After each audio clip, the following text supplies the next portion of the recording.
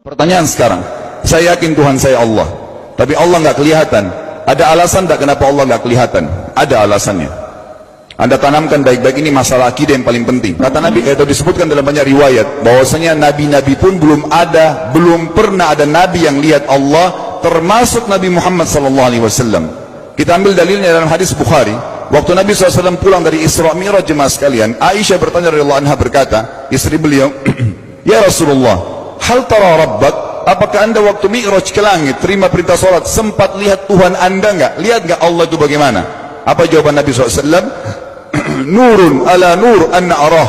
Allah itu cahaya, di atas cahaya, terang sekali, bagaimana saya bisa melihatnya? Artinya Nabi SAW mengatakan, saya sendiri belum pernah lihat bagaimana itu Allah. Contoh sebelumnya Nabi Musa alaihissalam. Nabi Musa waktu menerima wahyu Taurat, itu selama 40 hari, turun Taurat lengkap. Al-Quran 23 tahun baru lengkap. Kalau Taurat 40 hari, nunggu di gunung Tursina. Tursina sebuah wilayah di Mesir sekarang. Itu banyak gunung-gunung batu, ada satu gunung batu yang tinggi, Nabi Musa nunggu di situ. Setiap hari Jibril datang turunin surah, turunin ayat gitu. Setelah berlalu 37 hari dari 40 hari menunggu Taurat turun, Nabi Musa AS tiba-tiba bertanya kepada Allah, mengatakan begini dalam Al-Quran, A'udzubillahiminasyaitonirrajim, Rabbi arini anzur ilaik. Wahai Tuhanku, izinkan aku melihatmu. Aku beriman kau ada ya Allah, tapi aku ingin lihat kau bagaimana. Allah menjawab, tidak mau mengecewakan Nabi Musa. Sebagai manusia Allah mengatakan, lan tarani. Perlu anda tahu dalam bahasa Arab jemaah sekalian ada 3 kosakata la, tidak yang berarti tidak. Ada la biasa artinya tidak, ada lam dengan mim, lam artinya tidak pernah, ada lam dengan nun, lan artinya tidak akan pernah. Allah mengatakan apa? Lan tarani, kau tidak akan mampu melihatku wahai Musa.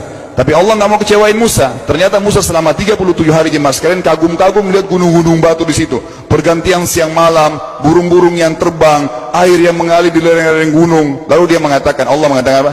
Walakin unzur ilal jabal, fa in istaqarra makanahu fasawfa tarani. Coba kamu lihat gunung-gunung batu di sekitarmu hai Musa. Kalau mereka bisa menampung kedatanganku, kata Allah, kau akan bisa melihatku. Apa yang terjadi? Allah lanjutkan, falamma tajalla rabbuhu lil jabal, waktu Allah baru niat mau datang, belum datang, ja'alahu dakka, semua gunung batu itu hancur lebur, tidak mampu menampung kedatangan Allah. Wa kharra Musa sa'iqa, lalu Musa pingsan tiba-tiba. Waktu Nabi Musa bangun, langsung ucapkan kalimat, amantu billah, saya beriman pada Allah. Berarti fakta lapangan, nabi-nabi aja belum pernah lihat Allah. Masih pertanyaan lagi jemaah sekalian, kenapa Allah nggak bisa kelihatan? Saya akan jawab dan tolong ini jadikan sebagai pegangan hidup. Ini landasan akidah kita. Kata para ulama, karena anda kalau sholat, anda mengucapkan satu kalimat yang merupakan jawabannya. Allahu Akbar.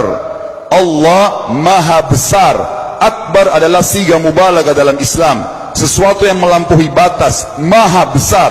Kita terangkan. Kata Nabi SAW, perumpamaan bumi yang kalian tinggali ini dibanding dengan langit pertama di atas kepala kalian, ada 7 lapis langit. Allah mengatakan, sab'an shidada, 7 lapis langit yang kokoh. Alladzi khalaqa sab'a samawatin tibaqa, yang menciptakan langit tibaqa bersusun, 1, 2, 3, 4, 5, 6, 7. Allah di atas langit ke-7.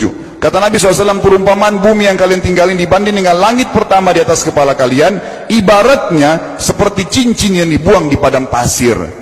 Jadi kita tidak akan pernah bisa melihat ujungnya langit karena kita sangat kecil, dan ini terbukti secara fakta. Apakah anda sudah tahu bahwasanya miliaran bintang-bintang yang ada di atas kepala anda yang jaraknya sekian miliar tahun dari bumi, dan sekian miliar tahun lebih besar daripada bumi, sekian miliar kali lebih besar daripada bumi, itu semua berada di bawah langit pertama. Manusia tidak akan pernah bisa memegang langit ini dengan telapak tangannya, karena dari sini saja ke Pluto jaraknya 270 tahun. Nggak bakal bisa ada astronot dikirim kena mati di tengah jalan. Jaraknya jauh sekali bintang-bintang, dan semua berada di bawah langit pertama. Kata Nabi SAW, di atasnya ada langit kedua besarnya, digabung antara bumi sama langit pertama seperti cincin dibuang di padang pasir. Langit ketiga, 2, 1 dan bumi digabung tiga-tiganya, di mana langit ketiga seperti cincin dibuang di padang pasir, sampai langit ke-7, 5, 6, 4, 3, 2, 1 dan bumi 7 digabung, dibanding langit ke-7 seperti cincin dibuang di padang pasir. Dan langit yang luas ini jemaah sekalian dipenuhi dengan makhluk Allah yang lain namanya malaikat. Dalam hadis Bukhari kata Nabi SAW, waktu saya sedang dimi'rajkan ke langit, tidak ada 4 jari pun ukuran di langit yang luas itu, kecuali saya temukan malaikat yang sedang ruku atau sujud, penuh dengan jumlah mereka. Anda tahu malaikat itu ada namanya nama kelompok, seperti Raqib, Atid itu kelompok. Di bawah Raqib banyak miliaran malaikat, di bawah Atid miliaran malaikat. Sama dengan Munkar Nakir, ada nama kelompok. Makanya kalau manusia 5 miliar, rakib atidnya 10 miliar. Rakib atidnya 10 miliar. Lalu kata Nabi SAW, di atas langit ketujuh ada Sidratil Muntaha.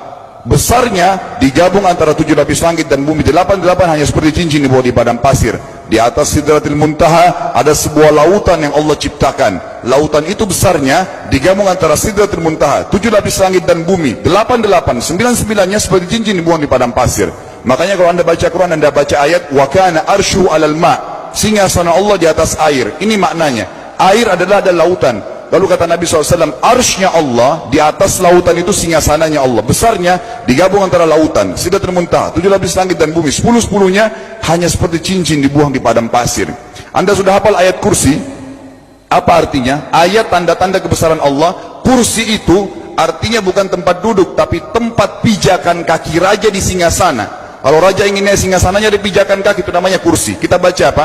Wasi'a kursiyuhu as-samawati wal ard. Pijakan kakinya Allah saja sudah menutupi seluruh langit dan bumi ini. Jadi kita mustahil bisa melihat Allah karena besarnya Allah Azza wa Jal. Tinggal kita tutup jemaah sekalian. Kira-kira, lalu bagaimana saya berhubungan dengan Allah? Jawabannya sederhana. Anda lingkari namanya Allah, ini Tuhan kita. Yang menyembah selain Allah kafir, yang mempartisipasikan Allah dengan makhluknya, masih sembah berhala, kuburan, jimat, namanya syirik. Dua-dua nggak boleh. Untuk berhubungan dengan Allah yang tidak kelihatan dengan mata kita ini, tapi kita bisa rasakan keberadaannya, cuman satu cara. Di bawahnya lingkarin ibadah, salat, puasa, zakat, haji, takziah, ziarah kubur, semua ini adalah rangkaian ibadah untuk berhubungan dengan Allah.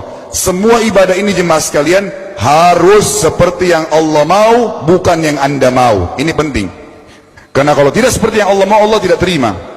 Bagaimana caranya supaya bisa seperti yang Allah mau? Ikuti buku pedomannya. Ada Al-Quran, ada Sunnah. Yang beribadah keluar dari dua pedoman wahyu ini tidak akan diterima oleh Allah. Seperti Anda kalau kerja di perusahaan, pimpinan perusahaan kasih peraturan, Senin pakai baju kuning, Selasa baju hijau, Rabu pakai baju hitam. Datang jam 7, keluar jam 5 sore. Ternyata Anda tidak. Hari Senin Anda pakai baju yang hari Rabu, datangnya jam 9, keluar jam 2 siang. Dikeluarkan oleh pimpinan atasannya. Itu baru peraturan manusia. Bagaimana dengan peraturan Allah Azza wa Jal? Maka kita simpulkan semua jemaah sekalian adalah, yakinlah Tuhan Anda Allah ada, satu-satunya Tuhan. Kalau Anda sedang sakit, yang ciptakan Anda Allah, yang ciptakan penyakit Allah, yang menciptakan kesembuhannya Allah. Kalau kita sedang musibah sama, kalau kita sudah senang juga sama. Semoga Allah SWT menjadikan kita orang-orang yang senantiasa beriman padanya, dan juga selalu berteguh dalam keimanan